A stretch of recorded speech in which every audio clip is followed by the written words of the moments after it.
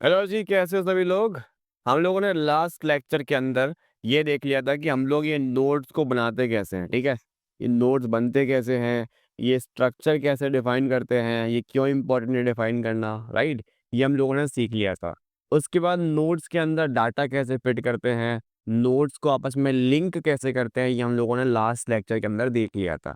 तो अगर तुम लोगों ने अभी तक ये नहीं सीखा है कि नोट्स बनाते कैसे हैं, लिंक कैसे करते हैं, तो भाई पहले इन लेक्चर्स को जाके देख लो, यानी कि लास्ट लेक्चर को, उसको देख लो, उसके बाद आगे की बात करना। एंड जस्ट इन केस तुम्हें बिल्कुल भी आइडिया नहीं है लिंक लिस्ट का, इनफैक्ट तुम्हें डायनेमिक मेमोरी लोकेशन नहीं आता है, तुम्हें पॉइंटर्स नहीं आता, राइट, तुम्हें स्ट्रक्ट नहीं आता, तो प्लेलिस्ट में उनके वीडियोस भी पड़े हुए हैं, पहले उनको जाके देख लेना, वरना ये लेक्चर तो बिल्कुल समझ में नहीं आने वाला। देखिए, ऑब्वियस सी बात है। तो चलो आगे बढ़ते हैं कि लिंक लिस्ट को प्रिंट कैसे किया जाता है, ठीक है? ओके। सो अभी तक सिलसिला क्या है भाई? अभी तक सिलसिला ये है कि मेरे पास 3 नोट्स बने हुए हैं, ठीक है? 3 नोट्स बने हुए हैं। भूल जाओ ये क्या लिखा हुआ है। मेरे पास 3 नोट्स बने हुए हैं। एक N1 का पॉइंट, एक को N1 पॉइंट कर रहा है, एक को N2 पॉइंट कर रहा हुआ है और एक को N3 पॉइंट कर रहा है, ठीक है? और ऑब्वियसली सबके नेक्स्ट कनेक्टेड हैं, यानी कि यहाँ पे जो नेक्स्ट नाम के इनके पॉइंटर्स वाला पार्ट होगा, उनके अंदर अगले नोड का एड्रेस पड़ा हुआ है। ये बात मैं डिस्कस कर चुका हूँ। यहाँ पे दिखा नहीं रहा हूँ, बस समझ जाना कि यहाँ पे एक नेक्स्ट नाम का पॉइंटर है जो कि अगले नोड का एड्रेस स्टोर कर रहा है, ठीक है? ये हम बता चुका हूँ पिछले लेक्चर के अंदर। यहाँ पे अभी मैं डिब्बे बनाया हुआ हूँ आसानी से समझने के लिए, ठीक है? और आपस में लिंक कर रखा है आसानी से दिखाने के लिए, बस। चलो, अब बात कर रहे थे कि हम लोग पूरी लिंक लिस्ट प्रिंट कैसे कराएंगे, ठीक है? तो एक चीज समझना कि हम लोगों को ऐसे मान लेना है कि N2 और N3 एग्जिस्ट करते ही नहीं है, ठीक है? क्यों मान लेना है बताऊंगा। अभी के लिए सिर्फ ये समझो कि मान लो N2 और N3 एग्जिस्ट करते ही नहीं है भाई। अब हम कैसे लिंक लिस्ट को प्रिंट करा सकते हैं? अगर हमने यहाँ से इसको प्रिंट कराना सीख लिया तो बस लिंक लिस्ट में हमें यही सीखना था कि हम इसको प्रिंट कैसे कराते हैं। अगर ये समझ में आ गया कि सिर्फ N1 के थ्रू कैसे प्रिंट करा सकते हैं, तो डन, बस यही समझ आता हमें। तो बताते हैं कैसे करना है। हम लोग सबसे पहले क्या करेंगे, एक पॉइंटर फेंकेंगे जिस पे N1 पॉइंट कर रहा है, उसी पे जिसका नाम रखेंगे P, ठीक है? जस्ट बता रहा हूँ क्या कर रहा हूँ मैं। अब हम P जहाँ पे पॉइंट कर रहा है उसका डाटा प्रिंट करवा देंगे। प्रिंट हो गया 10, बढ़िया। अब हम P को एक कदम आगे पॉइंट करा देंगे, यानी कि अगले नोड पे। अब ये मैं कैसे करवाऊंगा बताता हूँ, ठीक है? याद रहे, मैं N2 और N3 कहीं नहीं लिखने वाला हूँ, फिर भी काम करेगा। बताता हूँ कैसे। फिर मैं 20 प्रिंट करा दूंगा। फिर मैं बोलूंगा P को एक कदम आगे लेके आओ, तो अब P यहाँ पे आ गया। मैं बात 30 भी प्रिंट करा दो। फिर मैं P को एक कदम आगे लेके आ जाऊंगा। गाइस, 30 के आगे क्या होगा? 30 के आगे क्या होगा? बिल्कुल सही, नल होगा, ठीक है? नल होगा। अब P यहाँ पे आ गया। अब इसके आगे मुझे प्रिंटिंग नहीं करवानी है, ठीक है? ये है मुद्दा।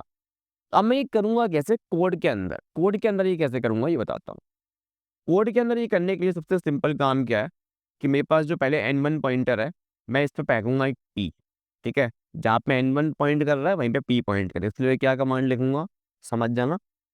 Node pointer ptr equals to N1 या P इक्वल्स टू N1, ठीक है? बढ़िया।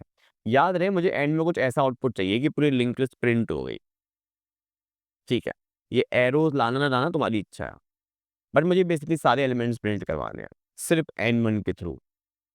अच्छा, मैंने बोला कि भाई जब तक P ना हो जाए नल, ठीक है, जब तक P ना बन जाए नल के बराबर, तब तक पहला काम क्या करना है? तब तक पहला काम तो ये करना है कि भाई जहां पर भी P पॉइंट कर रहा है उस डिब्बे का डाटा प्रिंट कर दे। उसके बाद P को सेट कर दे P के नेक्स्ट ब्लॉक के एड्रेस पर। यानी P के नेक्स्ट में क्या होगा बताइयो? P अगर यहाँ पर है, सुनियो, P अगर यहाँ पर पॉइंट कर रहा है, तो भाई इसमें इसके नेक्स्ट में क्या होगा? अगले ब्लॉक का एड्रेस। तो अगर मैं P के अंदर अगले ब्लॉक का एड्रेस सेट कर रहा हूं, तो यानी कि P अब जहां पे पॉइंट कर रहा था उसकी जगह कहाँ पॉइंट करेगा? अगले नोड पे। आया ना? मैंने क्या बोला? मैंने बोला P के नेक्स्ट में, नेक्स्ट वाला पार्ट कौन सा होगा? इतना पार्ट होगा। इसमें मैं सेट कर रहा हूं अगले नोड का एड्रेस, यानी कि पी के अगले नोड का एड्रेस मैं सेट कर रहा हूँ पी में।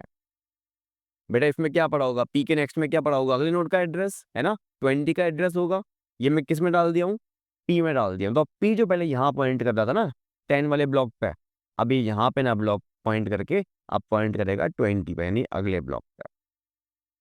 पी का नेक्स्ट क्या था, 20 का ब्लॉक का एड्रेस, उसका एड्रेस मैंने डाल दिया पी में। तो अब पी 10 की जगह कहाँ पॉइंट करेगा, 20 पे। चल अब वापस से कहानी कंटिन्यू होगी, 20 का डाटा प्रिंट होगा, बढ़िया 20 का डाटा प्रिंट हो गया। और फाइनली क्या हो जाएगा कि p equals to P next, 20 से चले जाएंगे 30 पे, ठीक है। और फिर सिमिलरली मैंने बोला कि फिर से 30 का डाटा प्रिंट करेंगे, और 30 का डाटा प्रिंट करके क्या हो जाएगा, अगेन 30 का डाटा प्रिंट करके p आगे बढ़ जाएगा। और p आगे बढ़ने के बाद कहाँ पहुंच जाएगा, p आगे बढ़ने के बाद कहाँ पहुंच जाएगा, नल पे। और जैसे ही नल पे पहुंचा, जैसे ही नल पर आया पी, मैंने बोला ओके जी इसके आगे हमें नहीं बढ़ना, इसके आगे हमें नहीं बढ़ना, this is all we are gonna do, ठीक है। तो एक बार इसको रन कर लेते हैं, देखते हैं क्या होता है। रन किया, बढ़िया। सो दिस इज 10 20 30, इस तरीके से हमने प्रिंट कर दिया। तो अब मैं यहाँ पे इसको एक तरीके से, इस तरीके से भी लाइक दिखा सकता हूँ एरो ऑपरेटर के साथ। तो एक तरीका है बस दिखाने का कि हाँ अब इस तरीके से आउटपुट आ गया। सो भी लाइक दिस वीडियो, तुम लोगों से मिलते हैं अगले लेक्चर में, जहाँ पे हम लोग इंसर्शन मेथड्स इंप्लीमेंट करेंगे फाइनली लिंक लिस्ट के अंदर, ठीक है। अगर पसंद आया तो इस वीडियो को लाइक कर देना, ठीक है, और चैनल को सब्सक्राइब कर दो अगर तुम लोगों ने अभी तक नहीं किया है तो, ठीक है। चलो भाई, टाटा बाय बाय, अंगार है।